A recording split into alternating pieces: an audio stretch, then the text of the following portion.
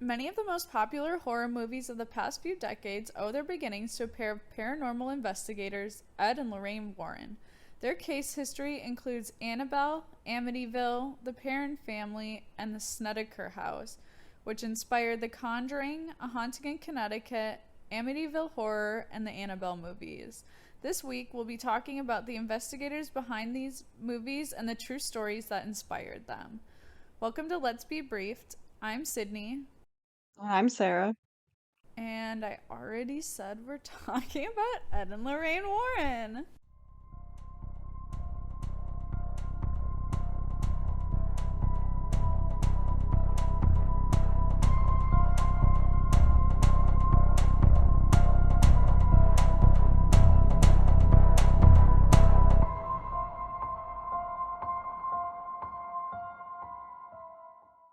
Yeah, I'm excited for this one. I know, it's a good one. There's a lot of information about them, mostly from their own website, but Oh, whatever. nice. Well, that's Yeah. good source. Yeah. So the pair's story begins when they met at the Colonial Theater where Ed worked and Lorraine and her mother were regulars in 1944 Oh. when Ed was 16. Oh. So Well, when Ed was 17 and Lorraine I think is a year younger than him. So 15 when she was 15 when they met and 16 when they got married in 1945 when he was oh, 17. wow. I know, That's so so young. fast But the too. 40s, that was the 40s though. Yeah, I guess that's the end of the war too. Like the war's still going on, so you Right. gotta do it quick. Yeah. Wow. And actually he did get deployed. That's why they got married. He Oh. got deployed and his ship sank Oh, and then wow. he came back and they got married. Oh, okay. That makes sense. Yes. And they had a daughter named Judy in 1951. Which is 6 years after they got married. Like, that's pretty. Yeah, It's a long time. maybe they were trying and it wasn't happening. Maybe. I think they only have one daughter, so that's very possible. Yeah. And at this time, they were members of the Roman Catholic Church, which likely influenced Ed's strong belief in demons and demonic possession. Mm. And Ed became a self taught demonologist, while Lorraine claimed to be clairvoyant and a light trance medium. Oh, I did not know that. I feel like I only knew that from like the movies because I think there are a couple movies where they're actually featured in it. Oh, okay. I think maybe The Conjuring, but I'm not sure. Um, Ed attended art school but withdrew after 2 years, and most of his paintings depicted some of the most haunted houses in New England.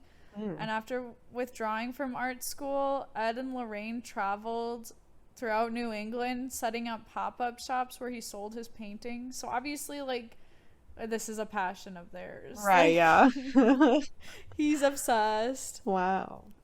Um, and then their interest in the paranormal, like, led them to visit homes that were rumored to be haunted so they could, like, investigate it for themselves. Yeah, that's cool. I mean, how Yeah. did they decide to do that? They Because that probably just wasn't, started hearing stories and they're like, let's go check it out.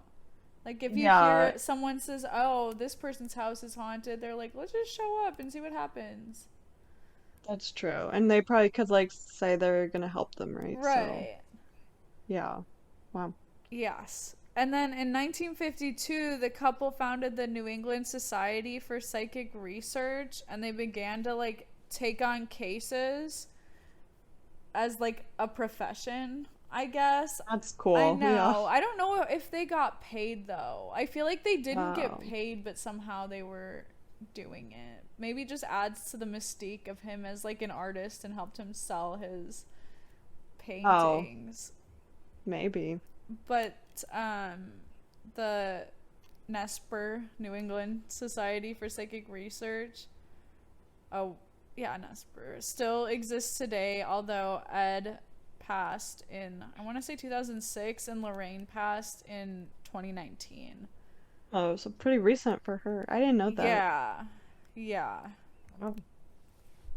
So we're going to talk about some of their most notable cases that are movies that you've all probably seen. But sometimes the movies get a little far away from the actual story. Yeah. So we'll talk about them. And their first, like, really notable case was Annabelle, which took place in 1970 after a student nurse named Donna was gifted a Raggedy Ann doll. Donna lived in a tiny apartment with her roommate Angie, and shortly after receiving the doll, the roommates noticed that the doll seemed to move and change positions on its own, which would scare the shit out of me. Yeah, that'd be creepy. I know. They reported that oftentimes the doll would be found in different positions, like with its legs crossed or its arms folded. And, like, very often they left the doll on the couch and would come home to find the doll in rooms with the door closed. What? I know. Yeah, that's crazy. Yeah. And, like, a month after receiving the doll, Donna and Angie began finding notes that read "Help us" or "Help Lou" around their apartment. And Lou was a friend of theirs and, like, spent a lot of time in the apartment. And it seemed like the notes were written in a child's handwriting and left the pair feeling very unsettled. Yeah, that would, if I don't know what I would do. I think I would just I move. don't either. I would assume it was Lou playing a prank on me, honestly. Oh, that's true. If he has a key. Right. Yeah, I guess. Or knew how to get in. Right. Like, I would just assume it was a prank because I would not want to let myself believe that it was really a ghost. I Right. don't like being scared. Well, no, especially at home. Right. Yeah. One day, when Donna returned home, she found the doll laying on her bed, which wasn't where she left it. And something about this, like, made her feel especially, like, unsettled because she noticed that there were blood spots that seemed to come from nowhere on the doll's hand and chest. What? I I didn't know that. know. I didn't either. Straight from Ed and Lorraine's website, so we are taking this all as fact. Yeah. Wow. Yeah. So when Donna didn't know what to do, she contacted a medium and they did a seance. And the medium introduced the girls to Annabelle Higgins, a young girl who had lived on the property before it was turned into apartments. Annabelle was only 7 when her body was discovered in a field where the apartment now stood. Oh, that's sad. I know. Would love to know more about that, but there was not more. The medium told the girls that Annabelle wanted to stay with them because, like, she was happy with them and wanted to be loved. And Donna gave Annabelle permission to stay in the doll and, like, stay with them. But Annabelle was not all that she appeared to be. Yeah. Wasn't she a demon? We'll get there. Okay. So, one night in particular, Lou was spending the night at the apartment and he, like, on the couch, he was sleeping on the couch, and he, like, woke up in a panic from a bad dream that he had been having, like, reoccurringly. Oh. And he says that the doll was at his feet when he woke up and it, like, floated up his body and started strangling him and he was paralyzed. What? Yes. I don't know what I would do if I saw that. I know. Oh my God. So, obviously, Lou did not like the doll and was, like, trying to get rid of it, but Donna felt bad for it, like, because it was, like, this little girl, supposedly. Right. So Oh she was, like, no. attached to it. And, like, Wow. a few days later, they were planning, like, a road trip, and Donna and Lou were alone, like, going over maps to plan their route. So this was in the 70s. Yeah. They heard, like, a rustling coming from the other room, and Donna, like, was convinced that someone had broken in, so she made Lou go check and see if anyone was in the other room. Yeah. And when Lou went to investigate, he found Annabelle on the floor, like thrown on the floor. Oh. And he like had this feeling that something was behind him. So he turned around to look, and like when he turned back, suddenly he was like doubled over in pain and bleeding. What? And he found like 7 distinct scratch marks on his body, which I think, like, I'm picturing it almost like a hashtag, like 3 vertical and 4 horizontal crossed on each other. Yeah. And they were hot like burns. Oh. But they fully healed within 2 days. Wow. That's fast. Yes.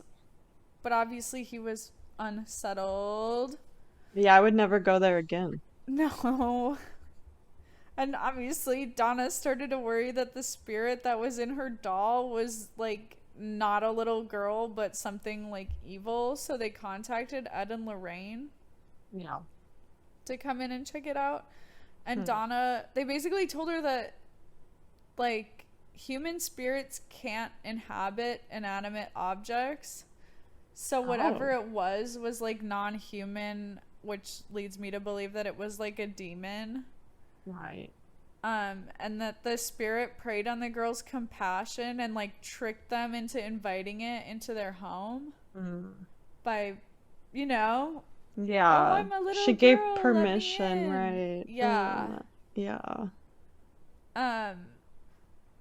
And Ed and Lorraine basically said that like the doll wouldn't want to stay in the doll, that it was looking for a human, probably Lou. Oh, yeah. Which like also kind of makes me think like, was the actual Annabelle trying to protect Lou from the spirit by saying like help Lou Right. in the notes? That's true, and help us. Like she's trapped too. Yeah. Yeah. That's a But good they point. said, yeah, they said that if it was like 2 or 3 more weeks, it would have succeeded in taking over a house, which I don't know how much I believe that. How do you know that? Yeah, But, yeah. But I'm sure it would have succeeded eventually. right. Wow. They had an Episcopalian priest, Father Cook, who was actually the one who introduced Ed and Lorraine to Donna and Angie, cleanse the apartment, and like upon Donna's request, Ed and Lorraine took the doll with them to prevent it from happening ever again. Yeah. And they tried multiple times to exorcise the demon from the doll, which made the doll angry, and like she really hated when like clergymen or like religious people would come into their house. So they kept it in their house with them for a while, trying to like get rid of it. Right. And in one instance, a priest who had visited them to try to exorcise the demon had his brakes fail on the way back to his own house and almost died in an accident. Yeah. Wow. And I guess there were like other events like this that happened over the next few years. But the doll now sits in the occult museum, where it reportedly no longer moves, but is thought to be responsible for a near motorcycle or a fatal motorcycle accident of a young man who had visited the museum with his girlfriend and made fun of the doll, and Ed like kicked them out. Oh, wow. Because he was like saying like scratch me and like making fun of it. Right. And then Provoking he died. it. Yeah, and Ed said, you need to leave now. And then he died on his way home. That's crazy. I know. Yeah, don't provoke the doll. Don't provoke anything. Don't make fun of spirits. Well, yeah. They I have didn't know. feelings too. I didn't know they said like only non-human could inhabit objects. I didn't know that. Well, I think like long term, maybe. Oh, Please, you yeah. have a demon. Your cousin's toys are demons, not. Well, he doesn't inhabit them. He makes Right, them move. right, Yeah, so I right. guess that's different. Yeah. Yeah, that's more like electrical currents, I feel like. Because also my Yeah. doorbell, you know. Right. They can interact with inanimate objects. They just can't be the inanimate objects. Right. That makes sense then, yeah. All right. The next one is from